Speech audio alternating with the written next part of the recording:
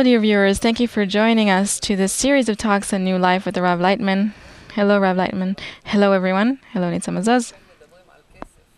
And we're talking about money here. You should listen. It will be interesting. So in our last talk, which was very interesting and thought-provoking for us, we said that money means also control. And if we look at what's happening in the Israeli society today or in the entire world, there's a process of loss of control, processes that used to be clear, and systems of hierarchy and statuses. Things are beginning to change. They're being disrupted, and nothing is as it used to be. So in this chaos that's beginning to close in on us from all sides, a person feels, also society and countries feel, a kind of uncertainty that is growing. And nobody can really explain what is the explanation to what's happening. Nobody can see ahead and tell us what's going to happen. Nobody can draw a map. And once we've lost this map, you feel as if you're navigating through the desert, and and you've lost your way, and you're lost. Your compass does not work. So this feeling causes a great difficulty in the day-to-day life. I'm not talking about philosophy here. I'm talking about the level of me and my wife and my home, and I'm sure that all the other homes. And it doesn't matter if I'm a poor man or if I have a lot of control. Like we see in the news, it's for everyone. The earth on which we walk, the perceptions, everything we've become used to, it's all becoming unstable. So you drew a certain map that, if we summarize it in one line, we are in a process of development where we're moving from a pyramid to a circle. This is what you told us last time. So now, in this pyramid, that we see today, there are people of control, and there's the middle class and the lower classes, and everything is run in a certain way. According to this new map, in which we are moving, we're transiting from a pyramid to a circle, the question is, can we, if we've already defined the map, can we give tools and direction, practical instruction for now, not for much later, but for tomorrow morning? How can those who have control can lead this ship in which we all sit in, from the ones who are higher up to the ones who are lower down? How can they navigate our ship to a safe haven? Because if somebody who's on the top will fall, I will fall with him, and everybody will. So if we don't want to fall, and we do want for our ship to reach a safe haven, and for the captain of the ship to gain control over this ship, on the system that's lost control, what can we do today to this in order to navigate the ship? And Nitza and I spoke, and I would like for her to maybe sharpen what I'm asking here about this reorganization. Right, because we said that he who is in control is the one who has influence, and he has influence on the systems of communication and other systems. I now understand, as one of control, that I need to synchronize all of my systems and to create a kind of new order, reorganization that adapts itself to this new map, this new model that you illustrated, which is round. So here I'd like to receive from you actual tips or tools how to begin this process of reorganization, of reorganizing all the systems that I have influence over. So I talked about it a little bit in our last talk. First of all,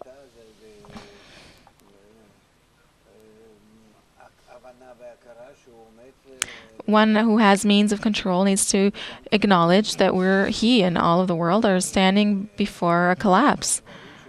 And things are happening here that do not depend on him. That there is a power, a force of nature, you could say, a higher force that is changing reality, and it's as if it's putting the sticks in the wheels, and it's not allowing us to run things as they were before.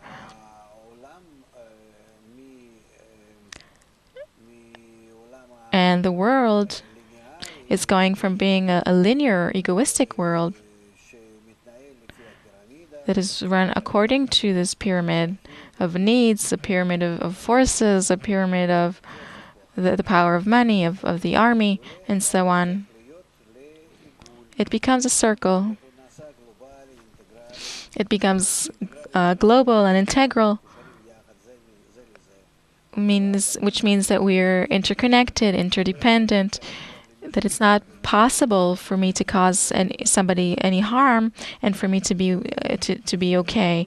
Everybody is in the same plate. It's not even inside one country. It's completely global. It's around the earth, and it becomes this way from day to day, more and more. And this global form is being revealed. If so, then it turns out that in the near future, through these bankruptcies and all kinds of hard, difficult events that could happen, through the ecology and nature and our internal nature and the developments within people and in people's body, in the parts of the socium, we will go through very, very strong pressures, external and internal, in human society, in order to adapt human society to this circle, to the integral system that we're beginning to identify as one that comes closer and threatens us. We have no knowledge of this. We only see that we depend on each other. And more scientists of all kinds tell us that according to the laws of nature, this is happening, and also humanity is entering it now according to this law of nature, and before humanity did not operate according to it, and now we do need to. But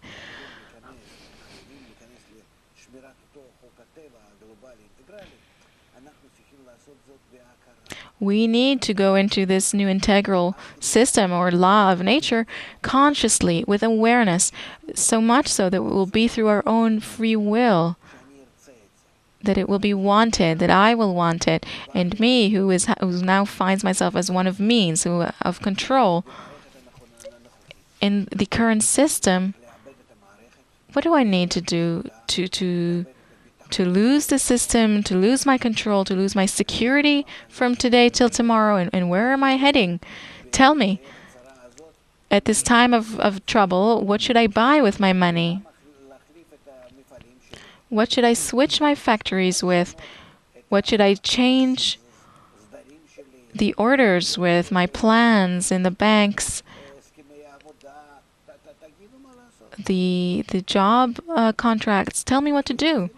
Because even if you tell me that society needs to be round, it doesn't tell me anything. I don't know what you mean.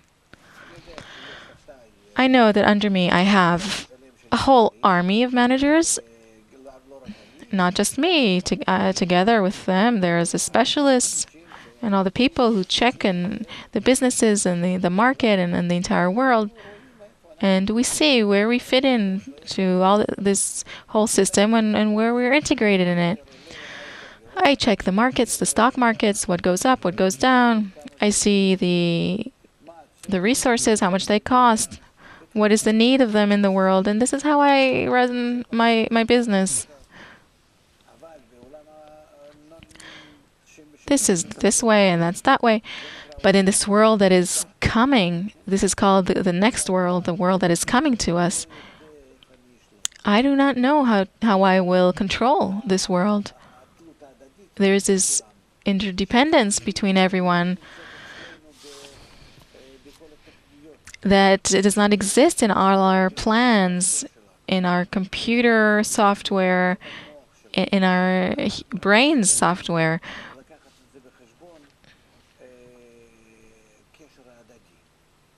In our blueprints, and we're not able to take into consideration this mutual connection. I once read a book by Lenin, he did try to insert this integral system into the state in Russia. And he asked a number of great specialists in the economy, in economics, to prepare a few numbers for him. So they prepared this data, and they said that if we prepare such a state in this mutual connection where everybody's connected, only to create these work plans where I make such this amount of iron, which needs to go to a number of places, and these number of places need to use it to create machines, and these machines go to a number of places. And in short, if I make such a general plan for the entire country, what we need for each and everything to exist in a balanced way, in a way that we keep everything to not get wasted, where we use everything, the force of workers, the worker force, the natural resources, how many people we need. If we make this round calculation, for that we need to have the entire country only to make these plans, and for everybody to be economists.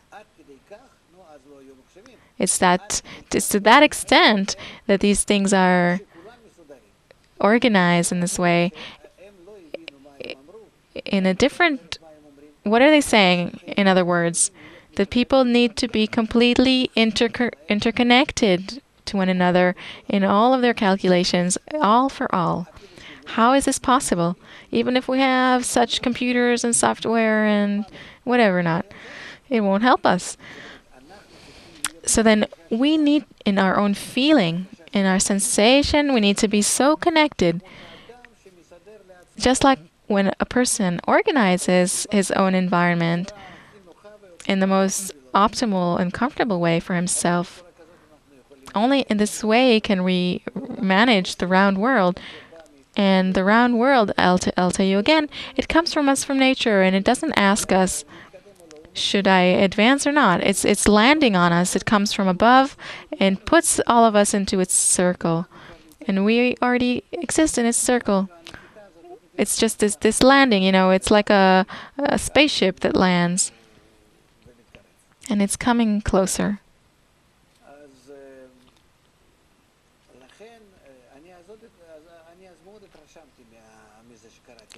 So I was very impressed by what I read in his book then, because he understood that he has no choice, no option but to use force. He didn't understand that through study, through preparation, through education, he can bring man to this level, because the people there, the public, was very primitive at that time. Also, they didn't understand it in Europe.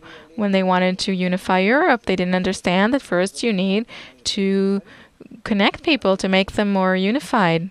What is this unity? Instead, you have the shared market, a market, not unity. So we need to understand that here our problem is the problem of education.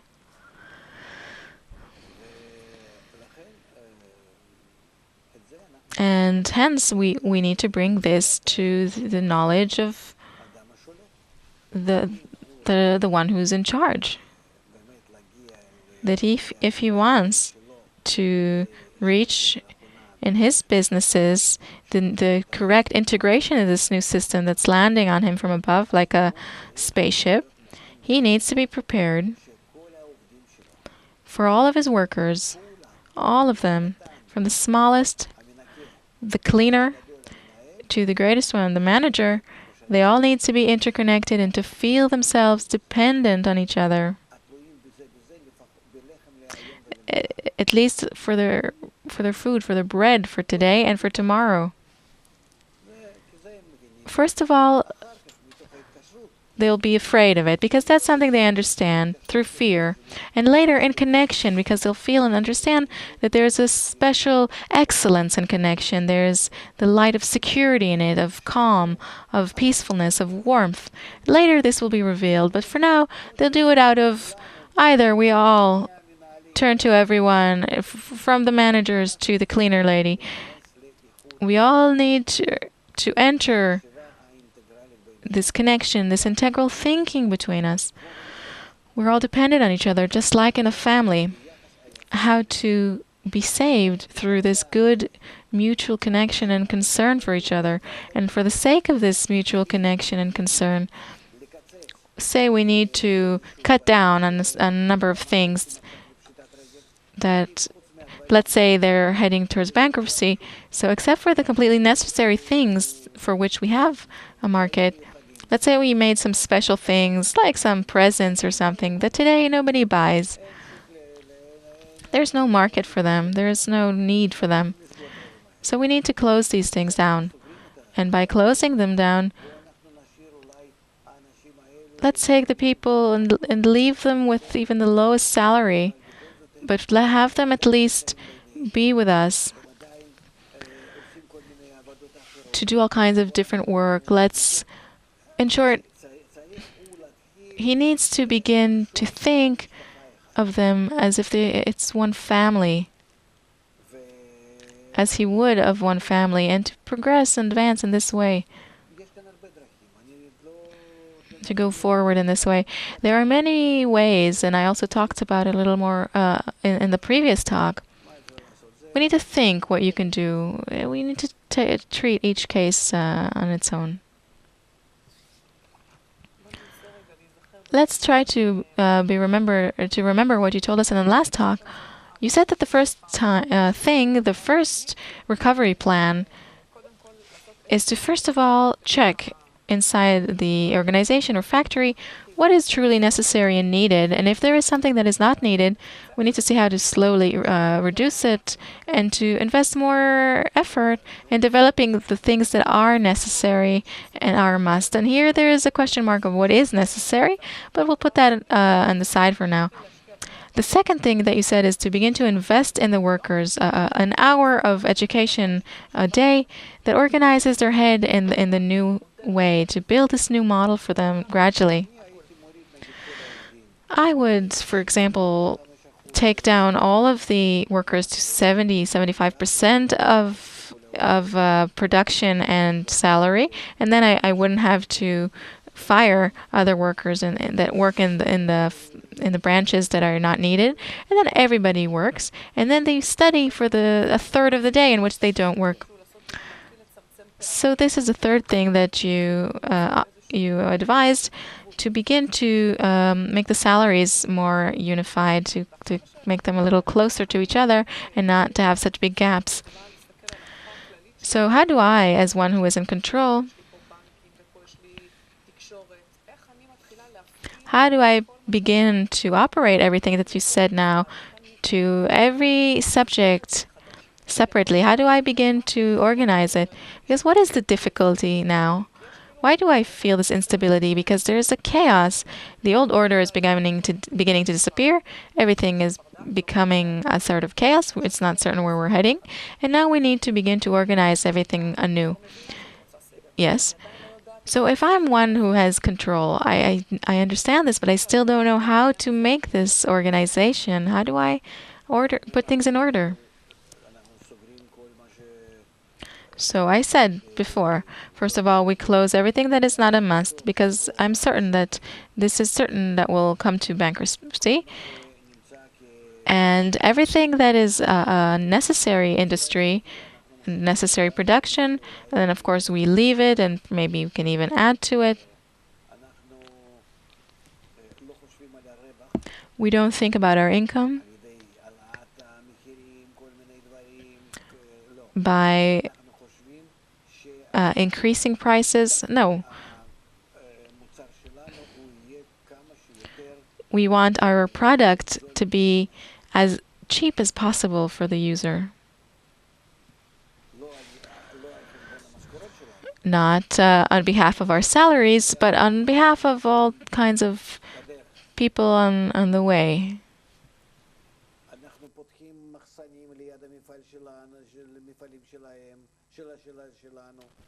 We open storage houses near our factory. We open up all kinds of options of stocks that we can buy, that the public can buy at a price that is manufacturing price, that we have some profit to it, but not all kinds of additions that we make. So we're searching for a way how to reach the customer in the closest way. And we don't care if the people who gain money on the way will disappear from the map, will go bankrupt. That's not important for me. I think how I can give to the simple customer, citizen, of these necessary things, essential things that I produce, for them to reach him in a cheap price, as cheap as possible. That's it. So I take care of my workers. I see that they all take care of each other and connect to each other, for them to enter mutual guarantee through the study, through their work, in a true socialist fashion, for them to feel that they're part of one society, one family. I am part of this family. All of my factories, all of my workers, it's all part of one family. And from now on, I give such a feeling to everyone. Out of my study and this mutual concern, I suddenly begin to feel and discover that the order at work is better, the production is better, machines don't break down as they did before, everything works out better. Because people begin to be closer to each other. Sick days, each and everything. More and more we begin to take care that everybody will have what they need, everyone will survive, and we will close the gaps, reduce the gaps, otherwise we'll break. And then we go forward towards these things. It's all in accordance to integral education, of course, and not before it. Not in a way that I force these things, but we study.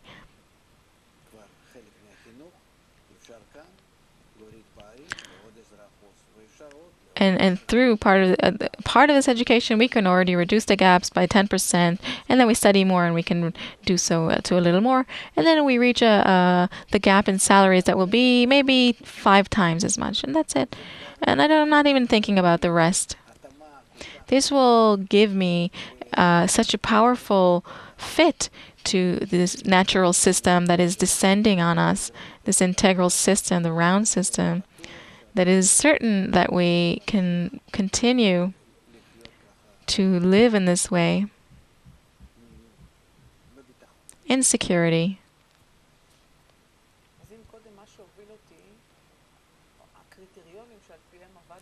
Then, if before my principles were how to make a gain, then what is a successful business in this new model? There are no profits.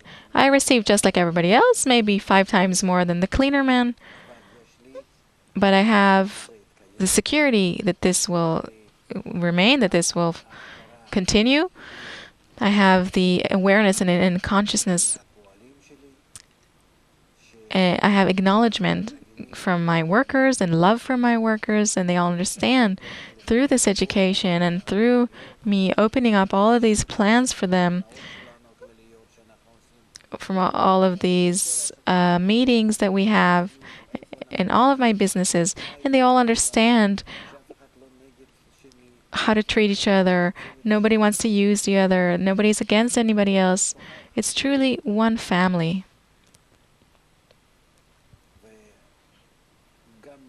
And also from above, and also from the study from below, we treat each and every person. Take care of each and every person. I didn't understand from above and from below. From above, meaning from the management, with giving example and opening up these programs and explaining them. And also from below, when you give education to each and everyone during work. We begin to change every worker in the factory, in this general factory that we have.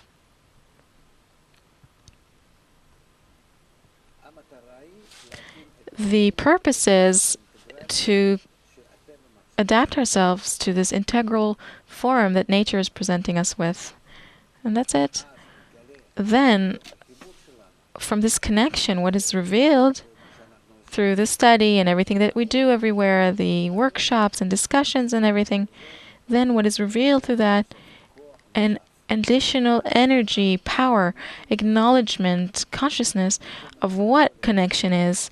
And this gives each and every one the feeling of safety, security, of health, a warmth, life.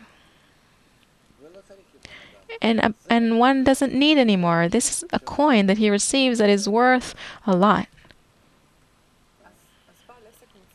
Then a successful business owner needs to see that his business will have this force of connection. A successful business is one that has such a force. And yes, and people don't need more than this necessary income to keep their lives, and this force of connection to cover everyone. And then this factory is joined by all the families and the wives and children. Everyone becomes one family. Everybody becomes closer, more dependent on each other.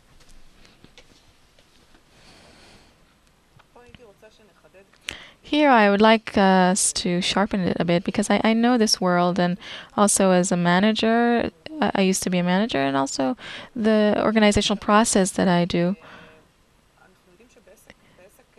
We know that in a successful business, also today, people understand that we have what is called the spirit of society, the atmosphere. This is something that managers in companies are willing to invest in, but I'm not sure they understand its meaning. And now what you're saying is this thing that is called the organizational culture or climate. You're saying that this is something else. I'm talking about connection. So here I would like a more decisive for you to distinguish it.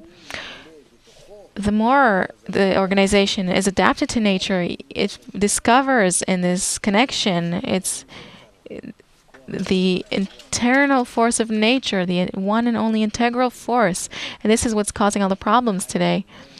So the connection is a detector for this, and then I live from this internal energy, and this is the strong coin that gives me both control in my life and safety, security, and a feeling of bounty. I don't need anything. It covers everything. So I repeat once again, this manager or one of control that is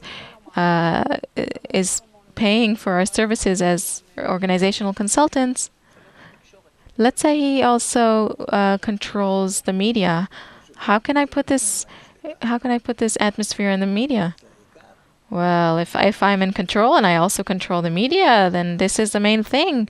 I use it immediately because I use the media as my own educational system. What else do I need to do?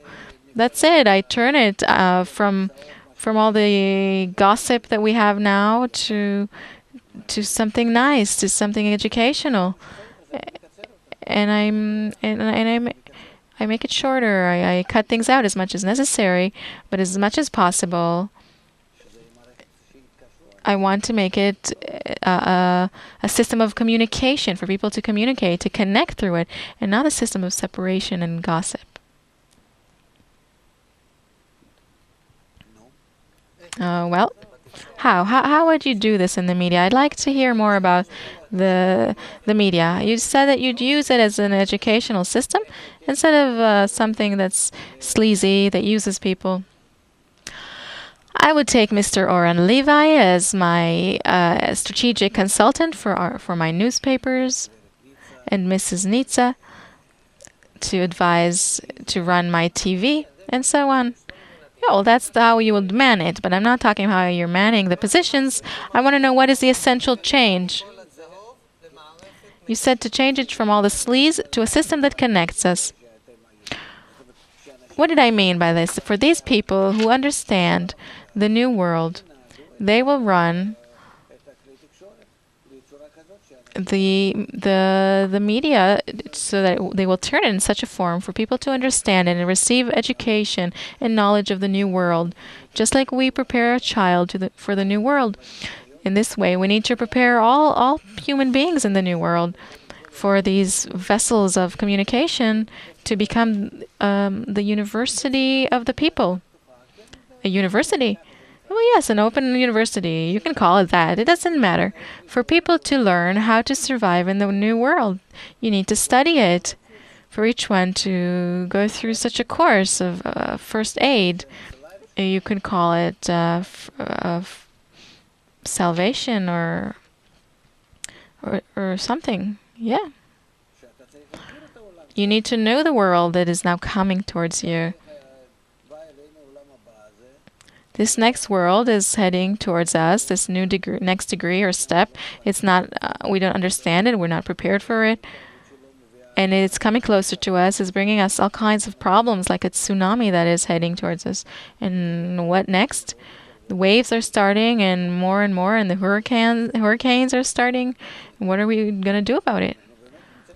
We're really in it already. We're finding ourselves inside the situation. So why shouldn't I call it a university? Call it a course. The people who sit at home afraid of the hurricane that is coming towards them, and you begin to give them all this information on TV, you don't think they'll think in front of the screen with all their senses open to absorb it, only to swallow up all this information? What should we do? How should we behave? What do they advise us? This is called study.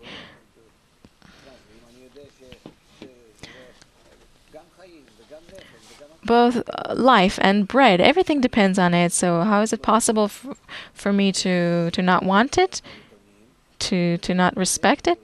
Besides, it comes to me through the television, through newspapers, from everyone, from my workplace, everywhere I am as the one who has control. I serve it to everybody.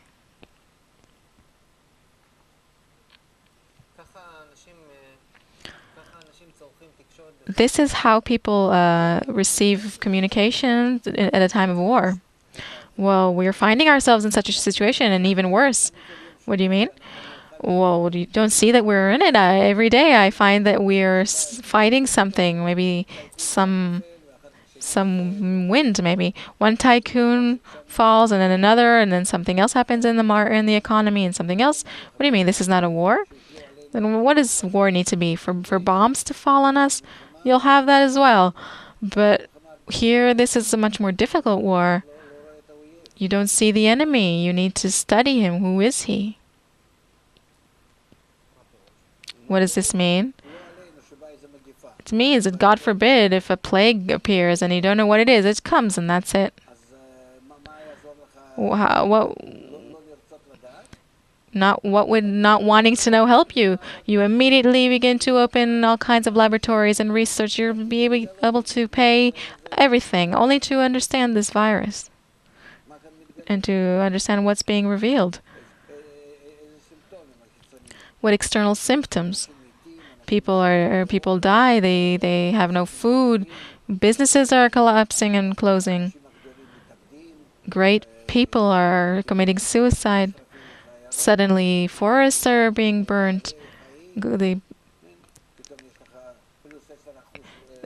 lose a lot of species of animals. Suddenly, you have plus 10 degrees in the summer, minus 10 degrees in the forest. All kinds of phenomena on all sides. What's happening in the world? What's going on? What's coming to the world? Like, at least to understand and know this, do I need to do that?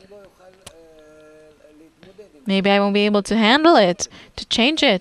But at least I'll know about the next wave, and maybe we'll be able to prepare myself for it, say for this trouble, and maybe I'll even be able to correct it.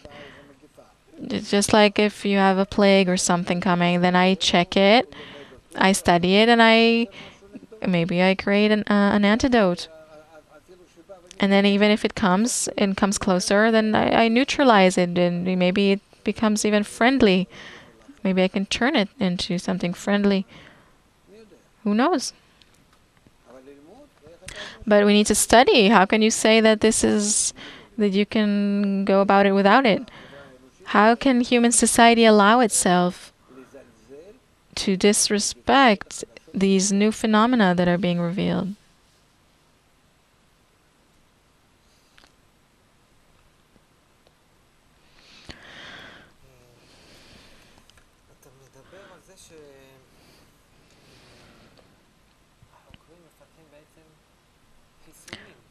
You're talking about researchers who are creating antidotes to illnesses.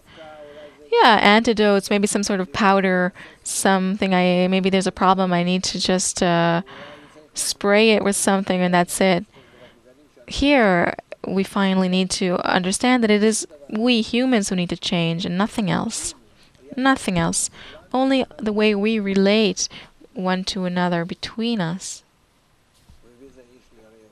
And with that, one needs to help their friend, and we all need to be connected to each other in a good way.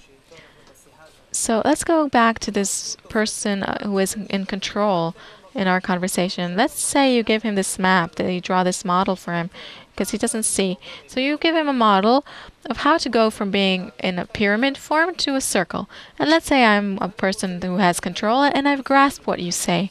And I need to go forward and to have an antidote for the illness. Let's say there's a tsunami coming and the waves are starting and we need to prepare. How do I prepare? Before the winter, they begin to run these campaigns. Have you already gotten your flu shot? If not, go and get it. So there's kind of a public awareness, and I have confidence in the doctors, and so I go and get this shot. Well, somebody gains a lot from this. Okay, but we'll not go into it. There's somebody who understands, and I go and get this flu and go home. In order to develop this antidote, we need to know the map, right? Yes. And then against that, you develop. Let's say I'm the one who has control, and I understood this thing where the pyramid needs to go into circle form.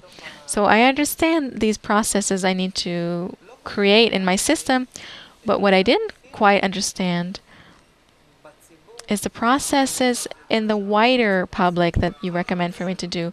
Because I have the possibility to do this. I have control.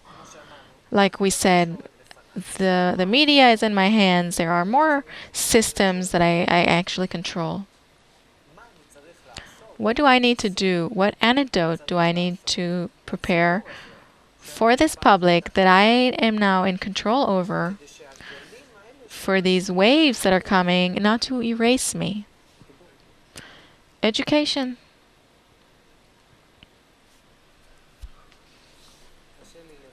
It's hard for me to express. You are the doctor who is developing the antidote. You're the wise man. You've drawn the map. So I'm telling you, this happens also in nature, between animals, even between microbes, between everybody. If they come together, they can cope with every external danger. We're now sitting in my office, in my meeting room, and you are the wise man, and you have the map, and I want you to help me. I have no other alternatives. I'm actually glad that you have no other alternatives. Finally, you know this is good. Well, yeah, you know. So now I'm going. Look, a man of means who has control, he has some brains. He's sharp. He's not... And before me, I have this empire that I own. The factories, the workers, I have managers, I have cleaner ladies. And you told me your first advice was give them an hour a day, maybe take away a third of their workday for the sake of study. They have the time. I buy their time. Their time is in my hands. I understood this. I go and I begin this process. I want to try and begin it. What should I do with them the first time that they come? Do I put them all together in the same room, the cleaners and the managers? I understood everything. What should I do? The cleaner lady maybe hardly finished 5 classes, and then she got pregnant, and she never finished school when she was younger. And the manager, he finished high school with all of. You can't put them together, make them equal. Okay, but it's for now. It's only me who understands you. Now I want to do this. So instruct me. What do I do? I have 10,000 of workers in my hands. Actually, what do I do with them? You have a mechanism which knows exactly how many workers you have and what level they're at. According to there are different levels in organization. Usually, there is the higher levels and the lower ones, and also the different fields and so on, the executives and the lower ones. So you take them according to these levels.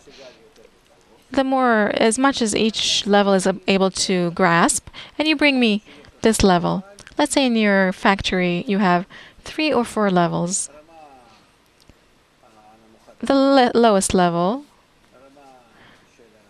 the level of schooling, and army, the general level, then the academic university level, and then the level of those who also handle people, the public, and systems and development. 4 levels, let's say. Could be less, could be more. And accordance to that, I bring you a plan, a program. And then we give them this program in those hours that I have that I can fill through the televisions everywhere that I organize everywhere. We can't put all your factories, all the people in your factories to one place. So we put a television screen or computer screen in different places in the company, and then we give them these things. They need to sit down and write. They need to study. It's their job. I buy this time from them. They need to learn. They need to be here, complete students, actual students. And then they need to go through exams. And this work is not just to study, it's to discuss, and it's workshops, and games, and connections, and talking amongst themselves. It all needs to be in one very completing system, an organization system. So if we organize them according to levels, then we see the same pyramid that we have today. This is the pyramid of education. So this is more or less, it fits the pyramid of control. So when I put them in this pyramid, how does this help them get to the circle that you drew to me on the map? Later. For now, we give them knowledge and education. Knowledge is the study and lectures and all that stuff. And education is the activities and workshops and discussions. Well, before you talked about a picture that sounded good, but I have no idea how to create it in reality, because you said that the last of the cleaners and the most higher up supervisor need to feel that they're one family. Wait, first we want to connect these circles. There's a circle within a circle within a circle, and then the center. We first want to connect all these cleaners and the workers. Then all of the, say, engineers, and then say all the managers, and then the center. Wait, but between them, what do you mean to close them, to make them closer? For them to feel that each one of them inside their guild, that is their home, that is where they're equal, that is where they're connected. They are close to each other, they understand each other, they speak the same language, they live in the same level. You need to approach a person on where he is for now. You can't break all of the barriers. What kind of feeling or understanding do you want to bring them to? No, you're inside one of these circles. I suppose that the targets that you place are the same for these 4 levels, but they're different to their extent. So let's say we took one level. We live in a world where we all belong to one system, just like the human body. That's it. And then, like in the human body, we all depend on each other. We cannot disconnect from each other. And now, between us, we need to try more and more to try and feel that we depend on each other, that we belong to each other, that we're connected to each other in a connection of mutual guarantee. It's relatively easy for us to do because we think relatively the same. We have one language, in the words, in the level of life, of comfort. In all things, we're kind of the same. My wife will easily be able to connect to your wife, and so on. We belong, the egoistic level prepared us in a way so that we're close to each other. Also according to the level of life and to the purpose in life and everything. So we just need to be connected now. Not disconnected as before in the gentleman way, but connected. We feel that we're interdependent. And if we break this dependency, then we will find ourselves tomorrow without work, even worse off than the cleaner lady. For now, only on one's own level, this is how we talk. And this is how we connect them. But this connection, it's not like connection in a Japanese factory where they want for everyone to be connected. It's connection that we know, according to which we know that without it, we will completely get lost. What do you mean get lost? To bankruptcy. And we'll have no bread the day after. Let's sharpen the difference here. The difference here is very important because to the outside, on the outside, it seems like it's the same. What's the difference between what the Japanese do and what you advise, you offer? I give them the integral law. It's not like we now connect like in an egoistic commando and succeed by that and win over our neighbor who is competing with us. No. We don't even think about our neighbor. We only think about the force of connection between us. How can we discover the center of our circle, where we're all equal, we're all dependent on each other, and we all need each other. For this to be within us, to be felt by us as one family. One family. This is phase A in each and every circle. Oh, wait a minute, can I ask? For now, these circles do not connect. I'd like to ask about this emphasis that you gave. You said it's not let's connect and win over our neighbors. In the organizational culture, Nitsa is in this profession, but I also deal with it. Winning is very powerful. You have a very strong interest for your workers to be connected in order for the organization to prevail, to do well. And you're saying we're not doing it for the organization to do better, for be a more successful organization that is synchronized. We're not even looking at the neighbor. We're not looking at the neighbor. So I didn't understand. Who do we look at? You've taken away this goal. We're looking at the emotional connection between us. I give them not activities that have to do with the industry. I give them activities that belong to the connection of hearts. I didn't understand. I need to connect their hearts. I worked in a very, very big organization in the market for a few years. They used to have the workers go on a few days of bonding, like days of bonding. And they gave you a kind of package of all kinds of fun days. And later, these bonding days, they've now changed, and now they go abroad for a few days of vacation. So there's a kind of culture that its purpose is to create this good connection between people. I live next to a park. It's like a culture of leisure. And I see many times that organizations bring their workers with their families to the park, and then they do barbecues. So it's pretty understandable already. People understand in organization. It's important to create this good connection between people that has nothing to do with the economic or business activity alone. Like you said, I don't talk to them about something professional. I want to connect them emotionally. So it's done today. No. You're telling me this as if I don't know. I already saw it in the army, even. That's even stronger there. So explain.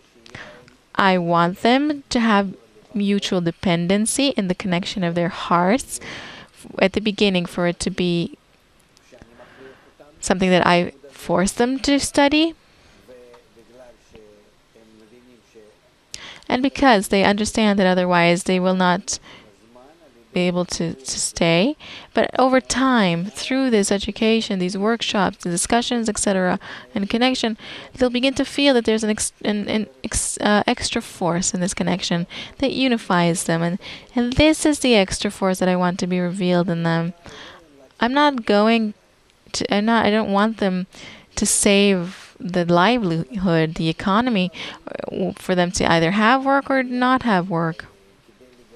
I come to them in order to reveal within them the upper force, the force of connection. This is my purpose.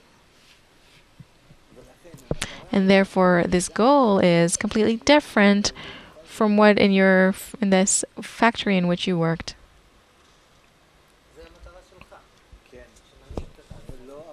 This is your goal. Yes, but this goal also changes all the activities that we do with the workers. Because all these activities are not only for us to pass time together nicely with the barbecue, it's for us to connect as one. The games, the activities, they all reveal how we are each dependent on each other. And then you'll see through this game, you'll see how in life this system ties us together. What kind of game will you do that will help us feel this? Such games that show dependency, that together we can and alone we can't. That what one thinks, the other thinks too at the end of the day. You mean that games that we'll have to succeed at together? Yes, and gradually they'll achieve the beginning of the connection, but at the end we need to feel we need to reach a feeling that we all exist in the same natural system, and that we need to make an effort to discover. When we make this effort to discover that we're in the system, then we discover this one force that it brings us together, and it also is giving us this crisis, this confusion that we don't really want to obey. So this one force that is in control is the root of all these processes that you talked about. Can you give the manager a compass so that in each and every moment he'll be able to make decisions that fit this map that you gave? The map says you need to go from a pyramid to a circle. You gave him tools, all kinds of clear stages and actions he needs to take. He knows that he has a wise man with him that sees ahead. So now before you leave him to do what he needs to do, can you give him a compass, something simple, like a simple rule or ruler with which he can measure? Because he makes decisions each and every time that have influence on a lot of people, a lot of processes that influence everything that happens in the country. So give him a kind of ruler with which he can measure, a compass that he's really going in accordance to the map that you taught him. That each decision, I can't. Why? Because if he doesn't have it inside him, he won't be able to know. Until now, he's grasped and identified himself with everything that you said. You helped him put order in his mind. You've expressed everything that he can't feel yet. If yes, then he has his measuring device inside him. Okay, but even if he has this feeling, then so he can ask me, and I will advise him, and all kinds of other people who are already inside the system and they feel it. There's no like super principle that he'll continue to advise, but is there no basic principle that you have in this circular form that doesn't exist in the pyramid form? Equality, to have everybody have what they need, mutual concern from each one to give as much as he can and take only what he needs, all kinds of such measurements.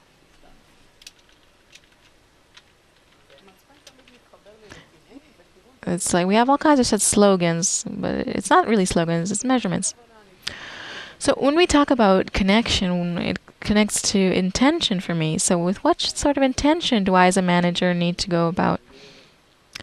I need in my organization to reach the maximum connection, the maximum center.